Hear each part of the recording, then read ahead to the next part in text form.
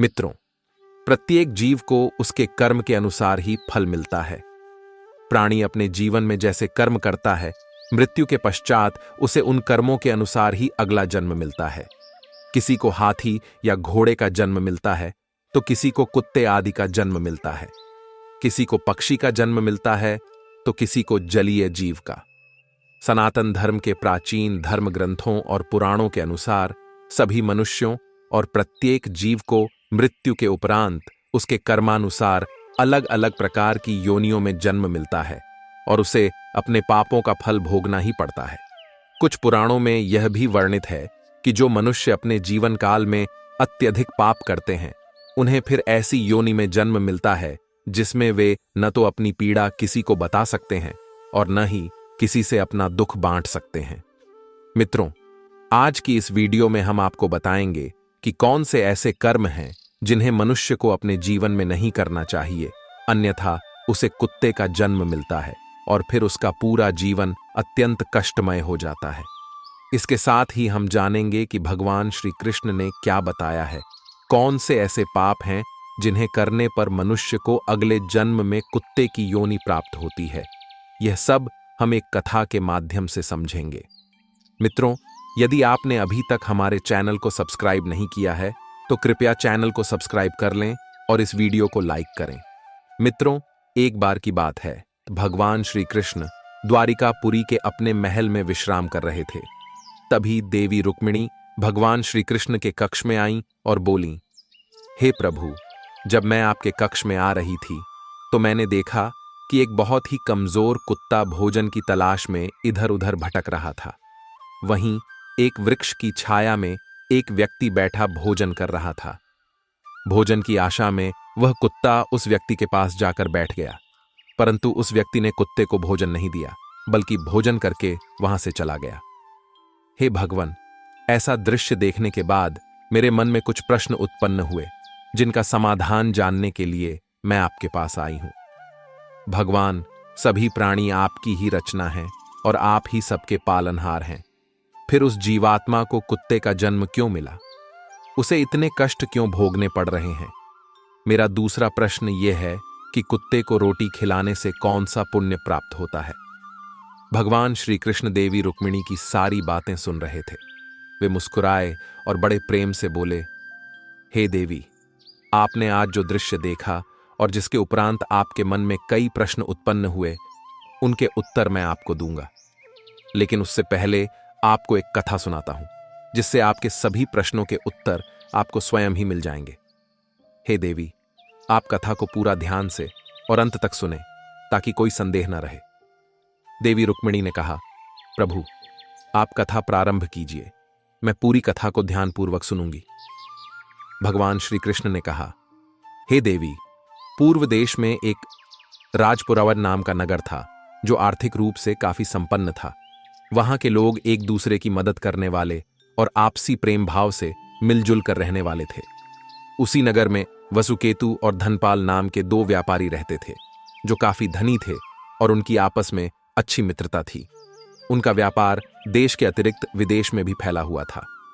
दोनों मित्र साथ मिलकर पानी के जहाज से विदेश जाते और व्यापार करते। विदेश में व्यापार करने से उन्हें अधिक धन लाभ होता, जिसे लेकर वे भारत लौट आते। धनपाल का व्यापार अच्छा चल रहा था, जबकि वसुकेतु के व्यापार में उतना धन लाभ नहीं हो रहा था। जब कभी वसुकेतु का व्यापार मंदा रहता, तो वह अपने मित्र धनपाल के पास जाता और उससे धन मांग लाता और उसी धन से अपना सारा काम चलाता। धनपाल की पत्नी सुनंदा धनपाल से कहती, स्वामी, आपका मित्र वसुकेतु भी तो आपके साथ ही व्यापार करता है, फिर भी वह आपसे धन क्यों मांगता है? तब धनपाल कहता, उसका व्यापार अभी ठीक से नहीं चल रहा है, इसलिए वह धन मांगने आता है, और एक मित्र होने के नाते मेरा कर्तव्य है कि अपने मित्र की कठिन समय में मदद करूं। जब उसका व्यापार अच्छा चलने लगेगा तो वह धन वापस कर देगा। तब सुनंदा कहती, परंतु स्वामी, पिछले वर्ष भी उसने आपसे धन लिया था और कुछ माह पूर्व उसका व्यापार अच्छा हुआ था, लेकिन फिर भी उसने आपका पिछला धन वापस नहीं किया और अब फिर एक बार आपसे धन मांग रहा है। धनपाल अपनी पत्नी की बातें सुनकर उसे समझाने लगा, जब कभी वसुकेतु के व्यापार में अच्छा लाभ होगा, वह धन वापस करने जरूर आएगा। हम ही एक दूसरे के कठिन समय में मदद करते हैं, नहीं तो कौन करेगा। उसकी पत्नी ने अपने पति की बातें सुनी और वहां से उठकर अपने काम में व्यस्त हो गई। इधर वसुकेतु व्यापार तो अवश्य करता था, परंतु उसका व्यापार में पूरी तरह से मन नहीं लगता था। वह हमेशा कामचोरी करता, जिस कारण उसे व्यापार में नुकसान होता रहता। वसुकेतु की पत्नी विशाखा थोड़ी खर्चीली स्वभाव की थी और हमेशा धन अनावश्यक चीजों पर खर्च किया करती थी। यह भी एक कारण था कि वसुकेतु का व्यापार में जितना लाभ होता, वह भी व्यर्थ के खर्चों में चला जाता और व्यापार में नुकसान होता रहता। वसुकेतु ने अपने जीवन में कभी भी किसी की मदद नहीं की, बल्कि लोगों को परेशान ही किया। वह जानवरों से बहुत चिढ़ता था। अगर वसुकेतु के दरवाजे पर कोई जानवर आ जाता तो वह उसे डंडे से मारकर भगा देता। वसुकेतु की एक और बुरी आदत थी कि वह हमेशा अपने स्वार्थ को ही प्राथमिकता देता था और जो भी धन अपने मित्र धनपाल से मांगकर लाता, उसे उसने कभी वापस नहीं किया। ऐसा करते हुए उसे कई वर्ष हो गए थे। धनपाल ने कभी भी वसुकेतु से धन वापस नहीं मांगा, जिसके कारण वसुकेतु यह भूल गया कि उसने कितना धन अपने मित्र धनपाल से उधार लिया था। धीरे धीरे समय बीतता गया और एक बार वसुकेतु को व्यापार में अच्छा धन लाभ हुआ। उसी वर्ष धनपाल को व्यापार में काफी नुकसान हो गया, परंतु वसुकेतु ने अपने मित्र की कोई मदद नहीं की। धनपाल ने अपनी जो भी जमा पूंजी बचाकर रखी थी, वह सब अपने व्यापार में लगा दी और इस तरह वह अपने व्यापार को भारी नुकसान से बचा सका। वसुकेतु को इस बात की जानकारी थी कि उसके मित्र धनपाल को व्यापार में बहुत नुकसान हुआ है, लेकिन वह फिर भी धनपाल से मिलने नहीं गया, क्योंकि उसे यह डर था कि कहीं धनपाल उससे धन न मांग ले। वह अपने काम में व्यस्त रहा और अपने मित्र की चिंता नहीं की। समय बीतता गया और एक दिन वसुकेतु की एक बीमारी के कारण मृत्यु हो गई। यमदूत वसुकेतु की आत्मा को लेकर यमराज के समक्ष प्रस्तुत हुए, जहां और भी कई आत्माएं उपस्थित थीं। यमराज ने चित्रगुप्त को आदेश दिया कि सभी आत्माओं के जीवन का लेखा जोखा देखा जाए और उसी के अनुसार यह निर्धारित किया जाए कि उन्हें किस योनि में जन्म मिलेगा। बहुत सी आत्माओं को जलीय जीवों की योनि में जन्म मिला, कुछ को पुनः मनुष्य योनि प्राप्त हुई और कई आत्माओं को पशु योनि में जन्म लेना निर्धारित किया गया। जब वसुकेतु की आत्मा की बारी आई तो यमराज ने कहा, चित्रगुप्त, इस आत्मा के जीवन का क्या लेखा जोखा है? तब चित्रगुप्त ने बताया, प्रभु, इस आत्मा के कर्मों के अनुसार इसे पशु योनि में जन्म दिया जाएगा और पशु योनि में इसे कुत्ते का जन्म मिलना निश्चित है। यह सुनते ही वसुकेतु की आत्मा जोर से चिल्लाई और बोली, अरे, मुझे कुत्ते का जन्म क्यों मिल रहा है? तब यमराज ने चित्रगुप्त से कहा, इस आत्मा के कौन कौन से कर्म हैं जिनकी वजह से इसे कुत्ते का जन्म मिल रहा है? जरा मुझे भी बताओ। चित्रगुप्त वसुकेतु की आत्मा के सभी कर्म एक एक करके बताने लगे। प्रभु, इस आत्मा ने अपने जीवन काल में व्यापार किया। जब भी व्यापार में नुकसान होता या व्यापार मंदा होता, यह अपने मित्र से धन उधार लेता और अपने कार्यों को पूरा करता था। लेकिन इस आत्मा ने कभी भी अपने मित्र का उधार लिया हुआ धन वापस नहीं किया। यहां तक कि जब इसका मित्र धनपाल कठिन समय से गुजर रहा था, तब भी इसने उसकी मदद नहीं की।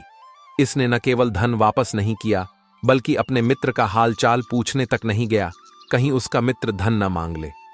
अतः इस आत्मा पर अब भी उसका ऋण बाकी है, जिसके कारण इसे कुत्ते की योनि में जन्म मिलना निर्धारित किया गया है। इसके अलावा इस जीवात्मा ने सदैव सिर्फ अपना स्वार्थ ही साधा है और इसने पशुओं के साथ बहुत दुर्व्यवहार किया है। इस कारण भी इसे कुत्ते का जन्म मिलना निश्चित है। चित्रगुप्त की यह बातें सुनकर यमराज वसुकेतु की जीवात्मा से कहते हैं, हे जीवात्मा, तुझे कुत्ते का जन्म मिल रहा है। यह तुझे अपने पिछले जन्म के पाप कर्मों का प्रायश्चित करने का एक सुनहरा अवसर मिल रहा है। तुझे कुत्ते के रूप में किसी व्यक्ति के यहां वफादारी से उसकी सेवा करनी होगी और अपने मालिक की हर बात माननी होगी, जिससे तेरे सारे पाप मिट जाएंगे और तुझे कुत्ते की योनि से मुक्ति प्राप्त होगी। मित्रों, भगवान श्री कृष्ण कहते हैं, हे देवी रुक्मिणी, यदि कोई मनुष्य किसी कुत्ते को रोटी खिलाता है तो उसके द्वारा जाने अनजाने में किए गए पापों का बोझ कम होता जाता है और वह धीरे धीरे पापों से मुक्त हो जाता है।